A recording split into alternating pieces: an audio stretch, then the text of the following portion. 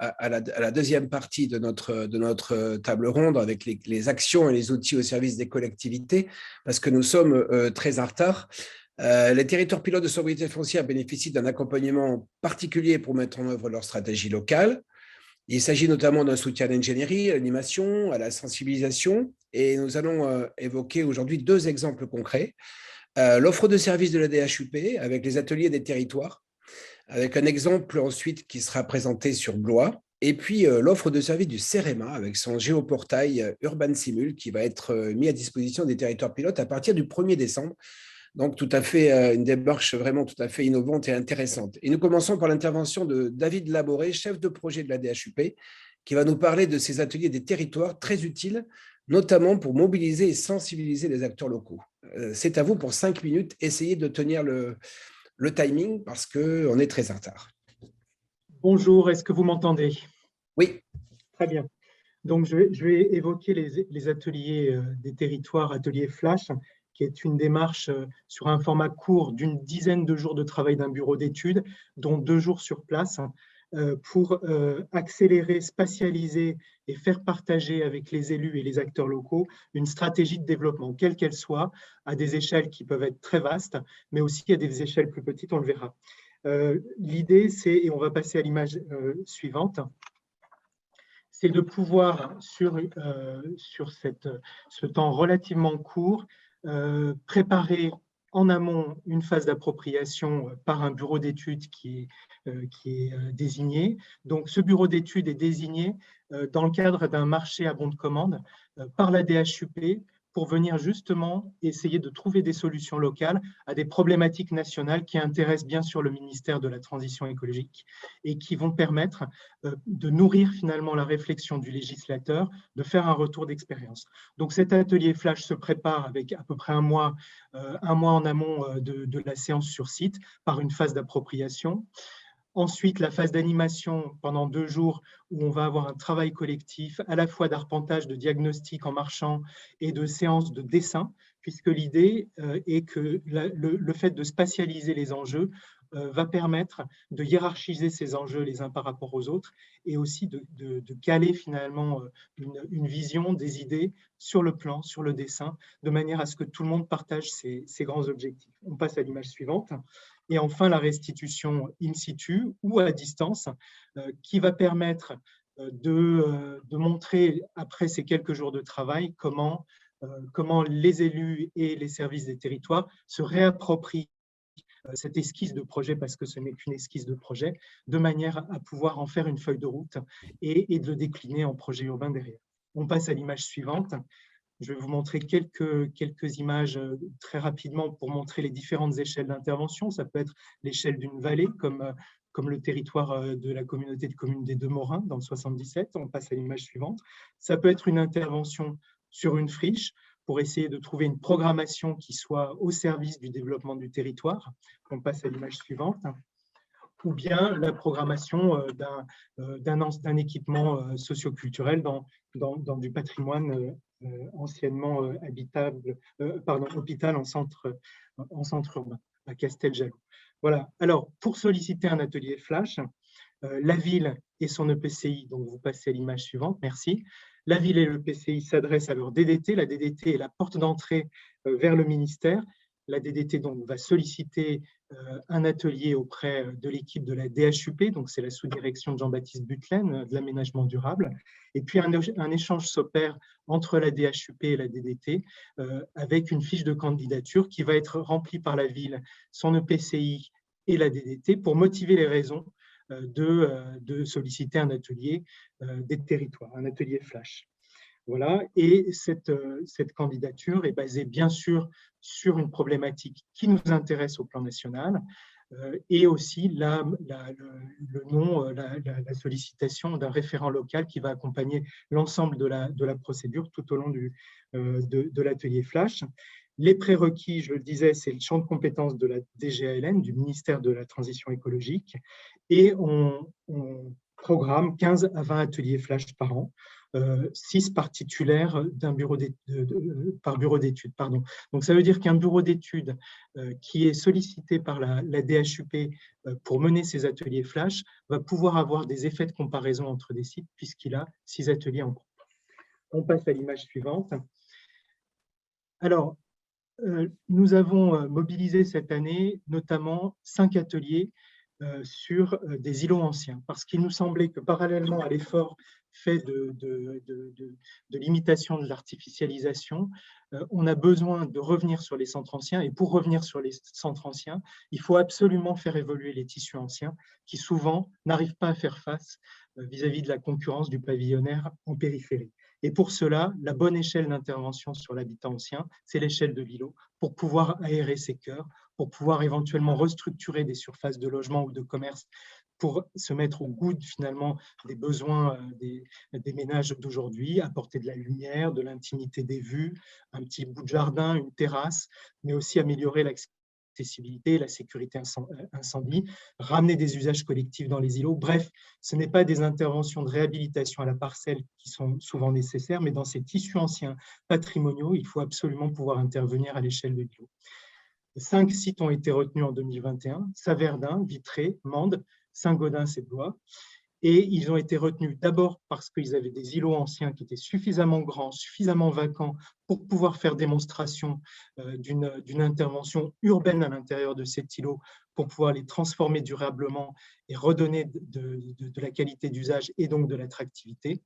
Mais on s'est également attaché à trouver des sites qui détenaient une stratégie urbaine à l'échelle de leur centre-ville, parce qu'agir sur l'îlot, ça nécessite de savoir dans quel contexte urbain on intervient, et enfin d'avoir des villes qui jouaient le jeu du partenariat avec l'ensemble des institutions, des acteurs locaux, mais aussi de ces acteurs qui détiennent un petit bout, une parcelle de la réponse du projet, c'est-à-dire les EPF pour la captation du foncier, les ABF et le CAE pour la qualité urbaine et architecturale, et puis les opérateurs privés et parapublics qui vont faire le relais localement pour pouvoir acquérir ces fonciers vacants et les remettre sur le marché.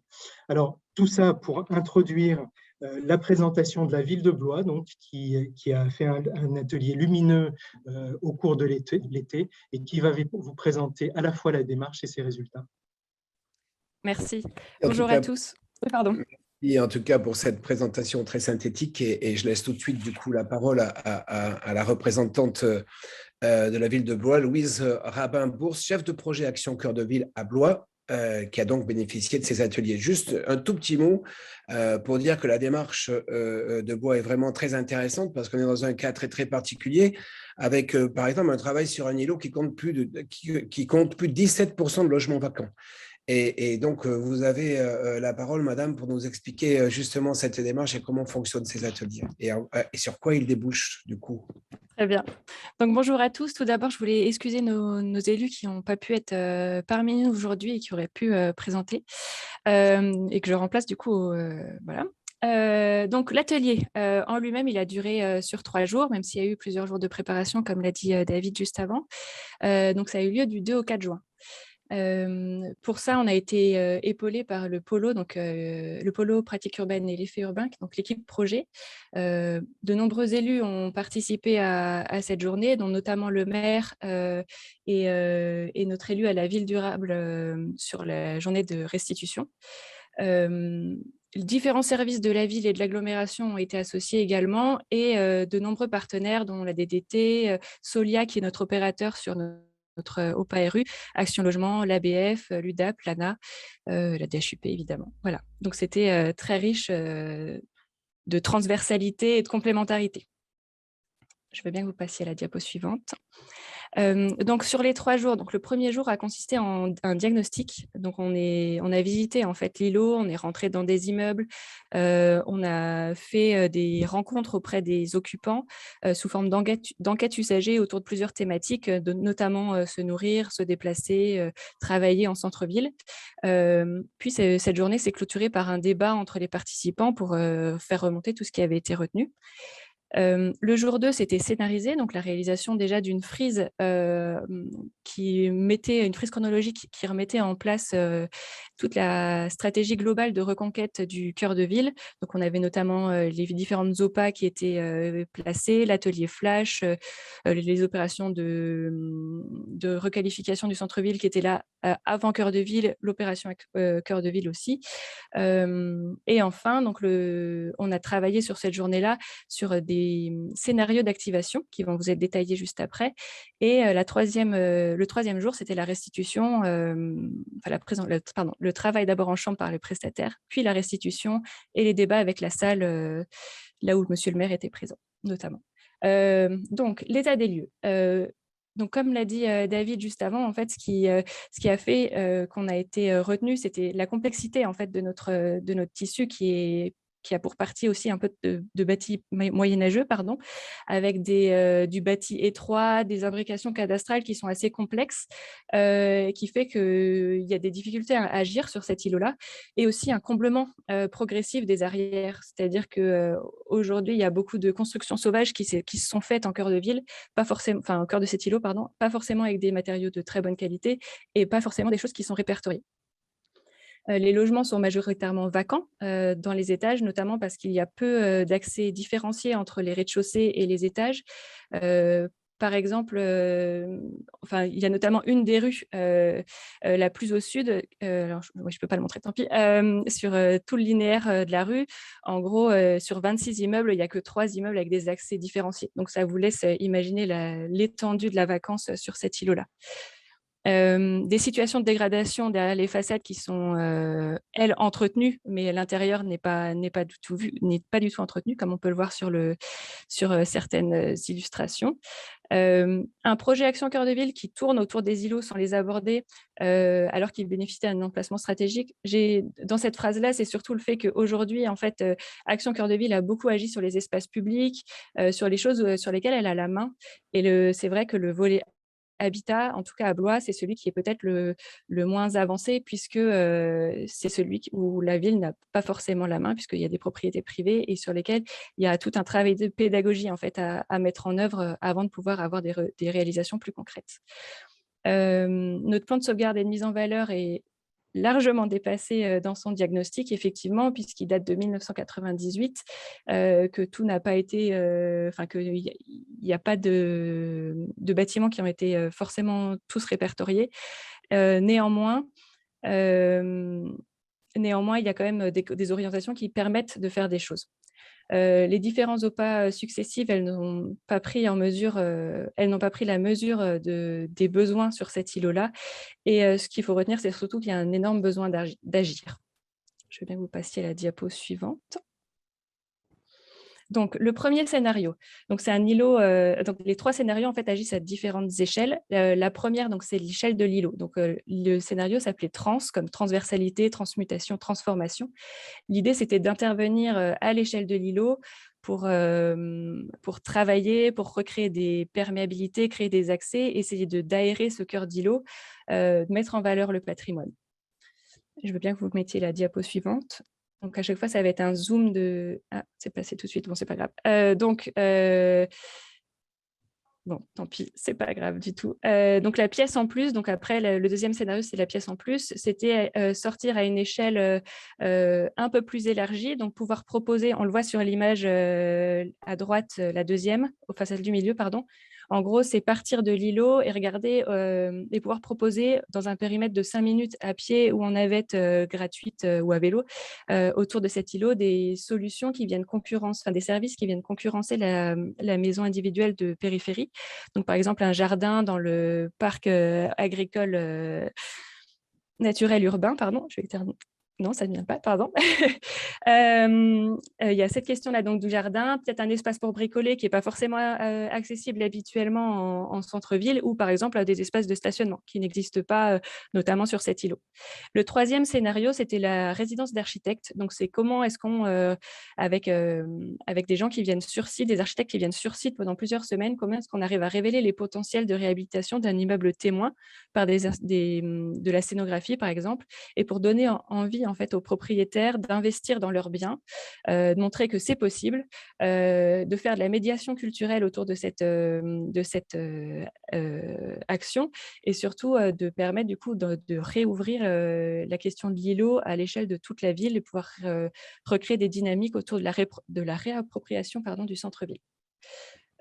Donc, une fois que ces 3 scénarios ont été présentés, ce qui est ressorti en tout cas de la restitution, c'est la volonté politique de faire, c'était déjà dit avant, mais ça a été approuvé à nouveau, de faire revenir les familles au centre-ville, de la nécessité en fait d'agir et de mobiliser un opérateur rapidement sur cette question et surtout de mettre en place ou d'utiliser des outils plus coercitifs qui sont aujourd'hui pas mis en place sur la ville de Blois et qui pourraient permettre de faire changer les choses, comme par exemple commencer par mettre en place des arrêtés de mise en sécurité sur cet îlot et aussi aller jusqu'à une DUP si besoin.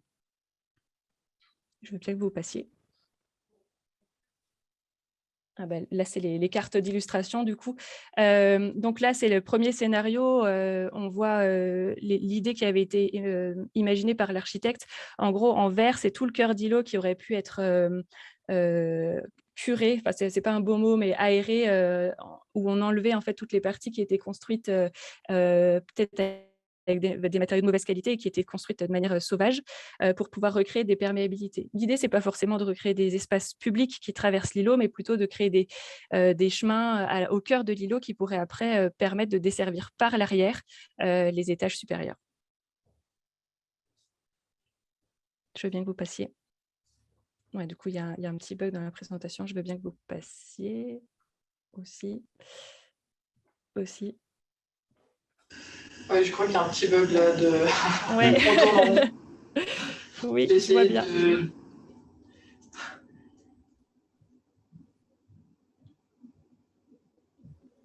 On va peut-être passer à la conclusion de cette présentation, puisqu'on encore une intervention. Oui, sinon je continue, oui, c'est pas grave.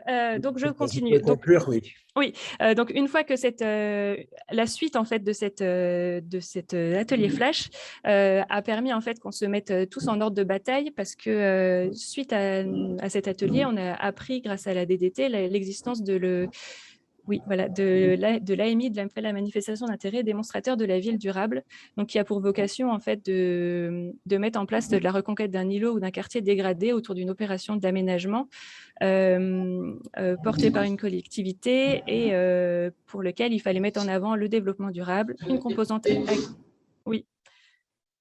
académique, scientifique et technologique et surtout un caractère innovant du projet et une réplicabilité. Je veux bien que vous passiez. Donc, c'est ce que je disais. En fait, la dynamique, elle était déjà engagée grâce à l'atelier Flash. Du coup, on a les élus et les partenaires qu'on a réussi à motiver sur cette AMI. On va dire que la mayonnaise avait déjà pris. C'était beaucoup plus facile de pouvoir travailler avec des gens qui étaient déjà convaincus de la démarche parce qu'ils avaient fait l'atelier avant et que ça avait mis tout le monde en condition. Donc, on avait fait courant octobre 2 ateliers de travail, de concertation, de co-construction en fait, de notre réponse à l'AMI, pour laquelle on a associé une grande partie des partenaires qui étaient présents à l'atelier Flash et d'autres. Et les actions qu'on avait identifiées lors de l'atelier ont été intégrées dans le dossier de candidature, notamment pour la phase d'amorçage. Donc, la phase d'amorçage, c'est les 2 actions précédentes, la résidence d'architecte et la pièce en plus que j'ai évoquée juste avant, entre autres. Il y a aussi un diagnostic participatif qui avait été évoqué lors de l'atelier Flash. Voilà. Et donc, très rapidement... Oui, très, très rapidement, en gros, nos 3 axes de travail, donc vers un îlot circulaire, donc ça reprend les principes de l'urbanisme circulaire, mais je pense qu'ici, tout le monde sait ce que c'est. Un îlot à haute performance énergétique, bas carbone, à haute qualité environnementale, mais surtout compatible avec le secteur sauvegardé.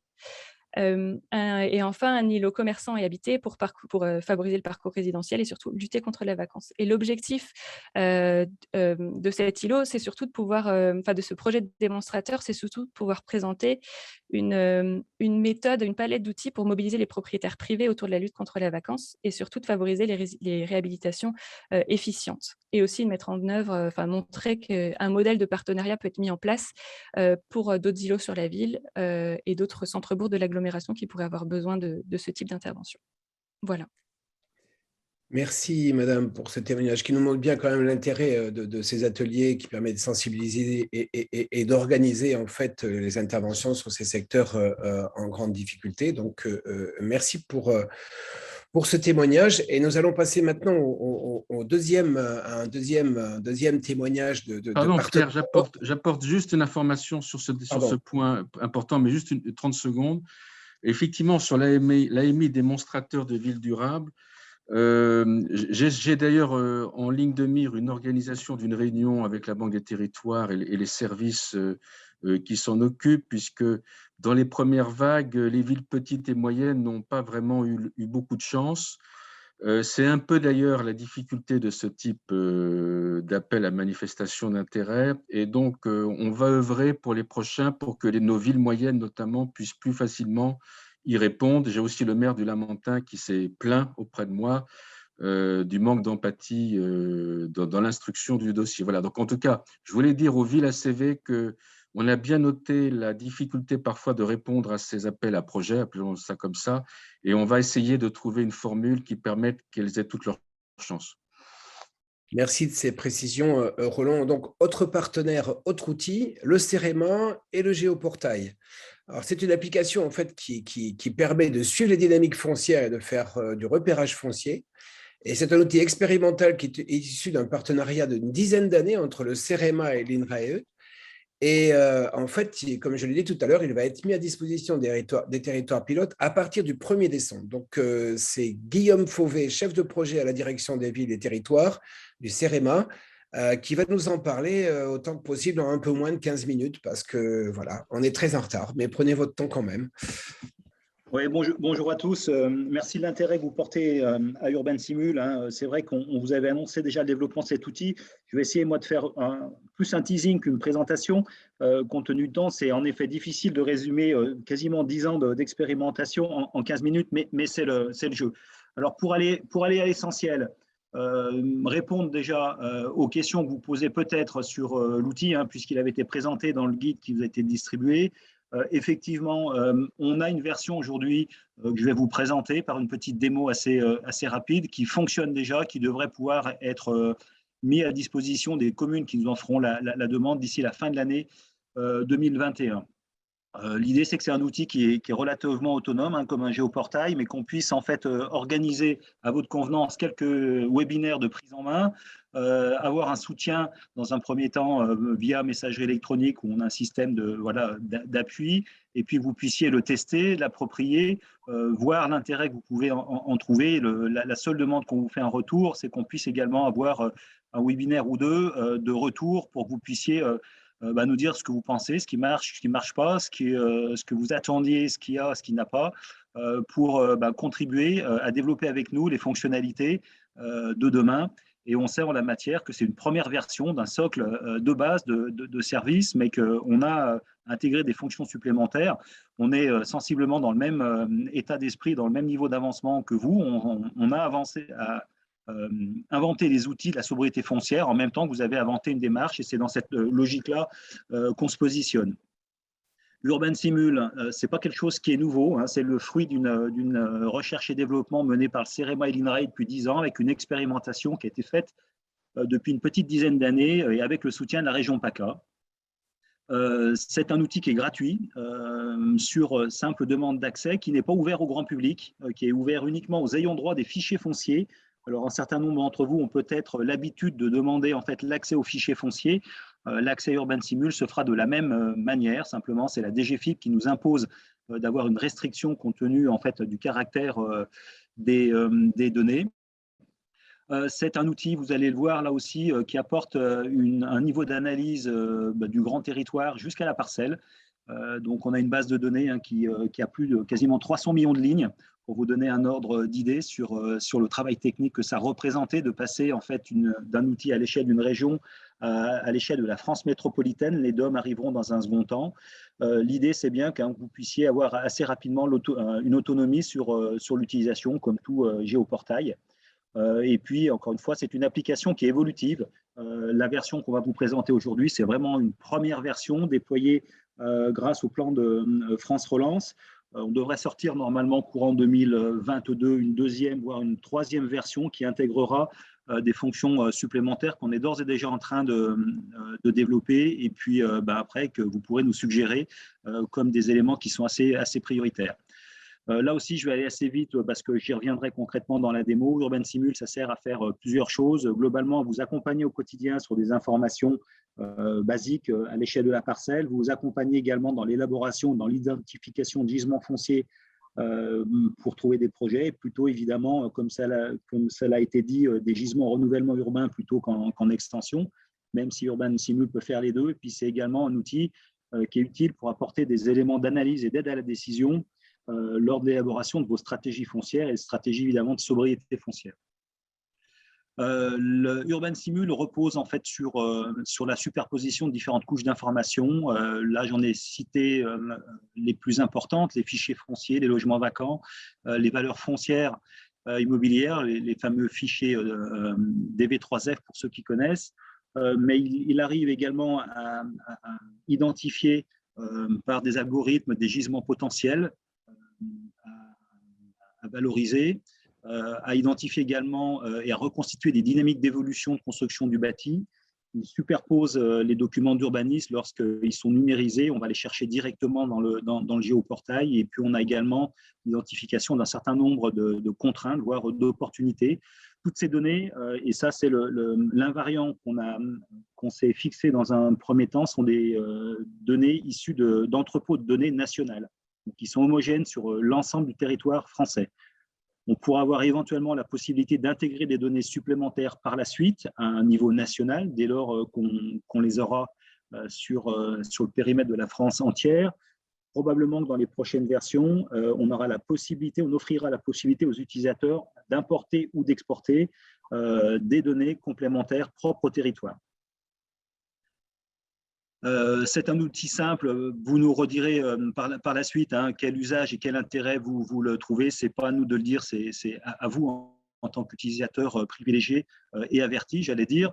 Et puis tout simplement pour remettre dans le contexte de cet outil au sein du CEREMA, le CEREMA s'implique sur les questions foncières dans 3 orientations fortes. On traite, on diffuse et on valorise les données foncières pour faciliter l'accès et l'utilisation de ces fichiers et de ces données foncières. On développe des applications comme Urban Simul, mais ce n'est pas la seule. Et puis, on peut potentiellement, et c'est les directions territoriales, accompagner les collectivités dans l'élaboration de leur stratégie foncière ou dans des études particulières.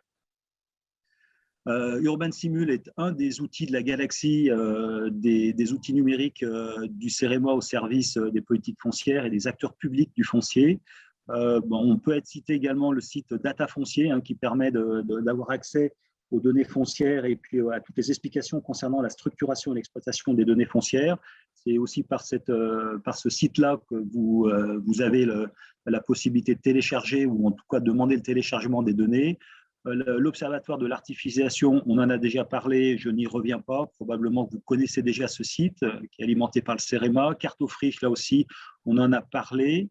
Urban Vitalise, c'est-à-dire c'est la suite de Cartofriche. Une fois qu'on a identifié des friches à valoriser, Urban Vitalise peut vous aider à enclencher le process de valorisation en vous accompagnant dans une démarche méthodologique, au moins dans une démarche de questionnement.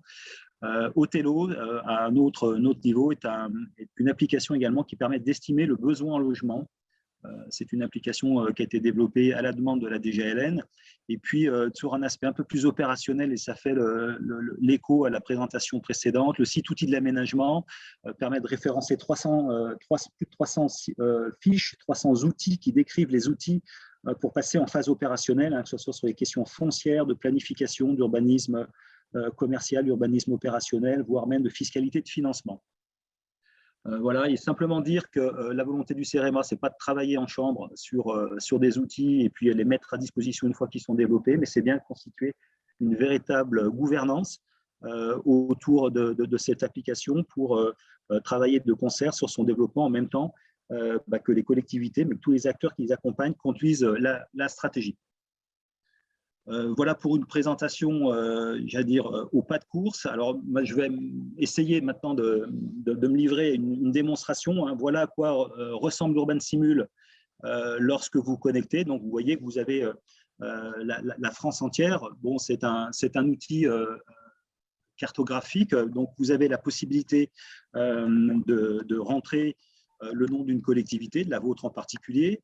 Voilà, tout à l'heure, les élus de Bourg-en-Bresse ont présenté la politique de Bourg-en-Bresse. On peut zoomer là-dessus.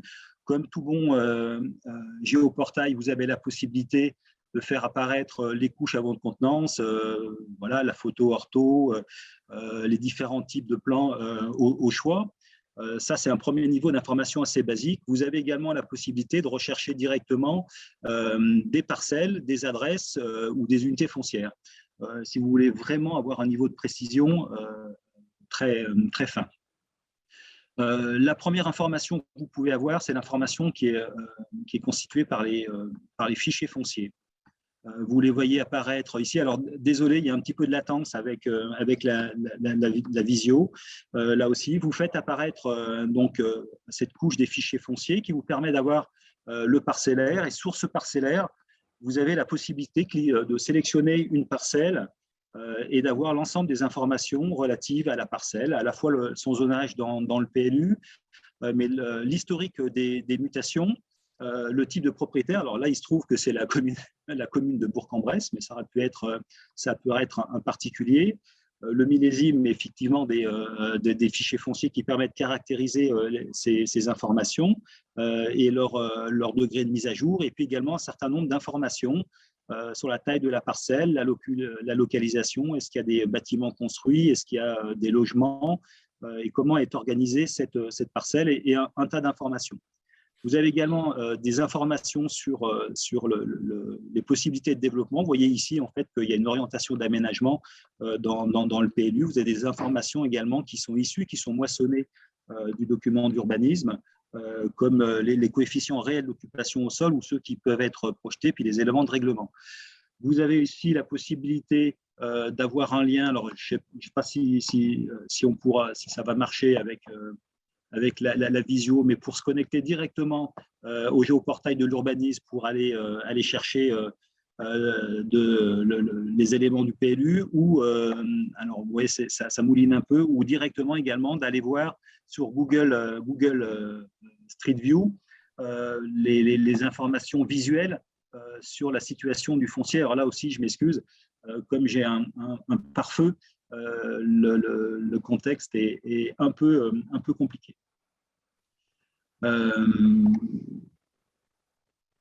Alors, je vais essayer de revenir, et je m'en excuse, sur Urban Simul.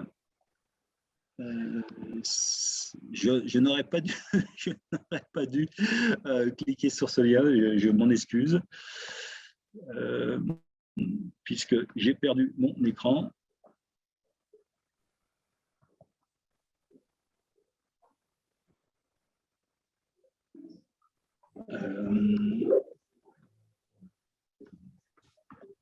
Je suis désolé, je vais être obligé de départager l'écran pour avoir de nouveau accès à ma page et pouvoir me reconnecter.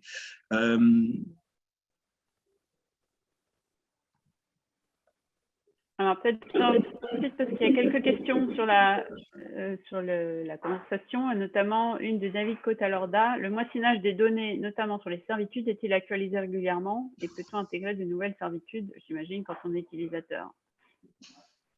Oui, le moissonnage des données se fait automatiquement. Alors aujourd'hui, on a comme l'application n'est pas encore vraiment en ligne et opérationnelle, on moissonne tous les mois, mais l'idée c'est qu'on puisse moissonner toutes les semaines à terme. Voilà, pour avoir un niveau de précision qui est assez fin. Voilà. Voilà, désolé de cette interruption. Je voulais aller jusqu'au bout de la démonstration, mais c'est un peu compliqué. L'autre intérêt, hein, au-delà de visualiser des informations sur les fichiers fonciers, on a la possibilité de faire un certain nombre de requêtes. Vous pouvez identifier, par exemple, le type de propriétaire. Est-ce que c'est la commune qui est propriétaire des fichiers fonciers et n'apparaissent que les parcelles qui sont propriétés communales? Voilà, où vous avez la possibilité de sélectionner d'autres propriétaires, les organismes fonciers par exemple, ou le foncier de l'État. Bon, c'est à vous de définir les critères évidemment qui peuvent vous intéresser. Vous avez également la possibilité, et sur le même principe, hein, d'aller identifier, si vous voulez travailler par exemple sur le potentiel de densification, vous avez la possibilité de faire des recherches sur des tailles de parcelles. Si vous êtes dans des logiques de densification pavillonnaire, vous pouvez par exemple demander à sélectionner les parcelles qui font plus de 1000 m² et celles qui font moins de 2000 m². Alors sur le périmètre de Bourg, on n'en a peut-être pas forcément à disposition. C'est peut-être pour ça aussi qu'il faut dézoomer un peu sur le secteur. Mais voilà, vous avez cette possibilité-là. Alors, je m'excuse encore une fois. Là, on a vraiment de la latence, donc ce qui fait que c'est difficilement visible. Mais le principe, c'est que vous identifiez les caractéristiques qui vous intéressent de sectionner. Vous pouvez faire des recherches qui sont filtrées en fonction de ces critères. Ça peut être sur les tailles de parcelles, ça peut être sur l'occupation des sols, ça peut être sur le caisse, ça peut être sur les surfaces qui sont ouvertes à l'urbanisation dans le PLU en fonction des zonages, etc. etc. Tous ces éléments, tous ces critères qui permettent de faire des filtres sur les fichiers fonciers sont une première liste de critères. Potentiellement, on aura la capacité d'en intégrer de supplémentaires. On a exactement le même type d'information sur la couche bâtie. Également, qui permet de faire apparaître le bâti. Normalement.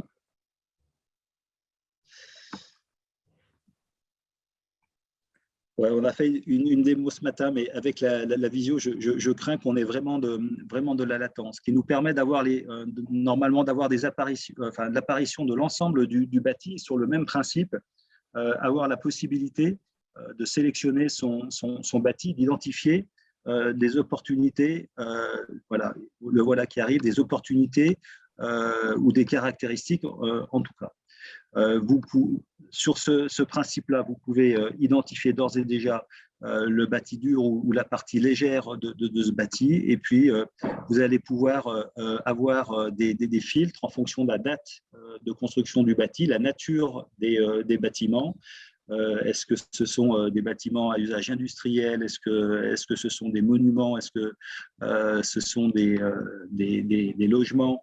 Ou est-ce qu'ils ont d'autres usages, et ce qui va vous permettre de pouvoir faire apparaître un certain nombre de bâtis en fonction des caractéristiques que vous voulez faire apparaître. Ça, c'est les deux premières informations, des informations à l'échelle de la parcelle, des informations à l'échelle du bâti qui vous permettent d'avoir des premières analyses, des premières requêtes. Vous avez également la possibilité, je ne sais pas où j'en suis au niveau du temps, d'avoir également des informations au niveau du zonage du PLU. Vous avez vu tout à l'heure que lorsqu'on sélectionnait une parcelle, nous avions les informations sur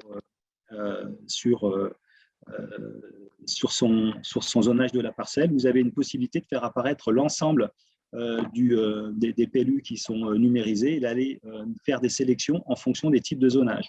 Est-ce que vous recherchez des informations uniquement sur la zone urbaine, sur les zones à urbaniser ou sur d'autres secteurs en particulier? À vous de choisir et de sélectionner le niveau d'information, enfin, sur les types de zones qui vous intéressent, et de sélectionner ensuite les autres informations et de croiser ces informations pour faire des recherches ciblées. Il va falloir conclure, je pense, maintenant, parce qu'on est bien au-delà du quart d'heure. Donc, si vous pouvez peut-être écouter un peu la fin de la démonstration. Voilà, on reprendra une date. Alors, désolé encore une fois pour ces contraintes techniques qui ne sont jamais évidentes en visio. Vous avez également un tas de types d'informations, mais je n'aurai pas le temps de toute façon de faire le tour. Simplement, en fait, vous dire que cette application est une application qui est un outil d'aide à la décision. Encore une fois, ce n'est pas un outil presse-bouton, clé en main, qui vous sortira les fonciers à garder ou ceux qui sont à éliminer, mais qui vous permettront d'avoir différentes simulations et différentes hypothèses de travail quant au bâti ou au foncier prioritaire à mobiliser en fonction de vos stratégies d'aménagement, que ce soit celle en fait de déclassement d'un certain nombre de terrains qui n'ont plus vocation à rester ouverts à l'urbanisation, ou au contraire une stratégie de mobilisation et d'identification du foncier invisible, comme cela a été dit, pour pouvoir mieux le caractériser et mieux le mobiliser par la suite. Merci en tout cas. Merci, je pense que vous en avez à peu près terminé. Désolé, c'était un petit peu perturbé par les problèmes techniques, mais je pense qu'on a eu quand même l'essentiel de l'intérêt de cette belle démarche d'Urban Stimul, qui serait un outil extrêmement efficace pour pouvoir demain identifier du foncier. Et on a vu dans toutes déjà nos premières discussions, cette question d'identification du foncier, elle était au cœur évidemment de la sobriété foncière ensuite.